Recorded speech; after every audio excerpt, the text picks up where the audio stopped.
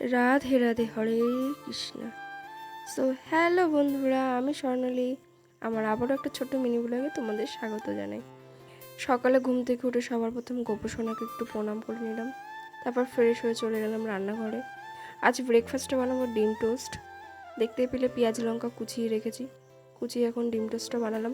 আজকে আমার ভাই লম্বা রুটি পায়নি, স্লাইস রুটি পেয়েছে, তাই দিয়েই আজকে ডিম টোস্টটা বানালাম। আমার শরীরটা বিগত 2 দিন ধরে খুব খারাপ ছিল, যার জন্য তোমাদেরকে কোনো রকম ভিডিও দিতে পারিনি, তার জন্য আমি খুব দুঃখিত। এখন আমি রান্না করব কুমড়ো শাক। সকালে আমি রান্না করি, মা খুব কম রান্না করে, কারণ মা সকালে টাইম পায় না। আর আমার ভালোই লাগে রান্না করতে, সংসারের কাজ করতে। আমার একেবারে যে খারাপ লাগে তা না, আমার ভালো লাগে। এই কুমড়ো শাকগুলো আজকে আমাদের বাড়িতেও হয়েছিল, তাই। তোমাদের বাড়িতে কী কী গাছ আছে প্লিজ কমেন্ট করে জানিও। আমাদের বাড়িতে কিন্তু অনেক গাছ আছে। তারপরে দেখো, আমি রান্না করে এই টেবিলটা একটু নোংরা ছিল।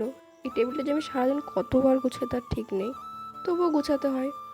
টেবিলটা একটু নোংরা ছিল, আমি গুছিয়ে নিলাম। আমার দিদি আমার সাথে একটু ইয়ার্কি মারছিল, ওর সাথে একটু ইয়ার্কি মারলাম। তারপরে আমি সমস্ত কাজ কমপ্লিট করে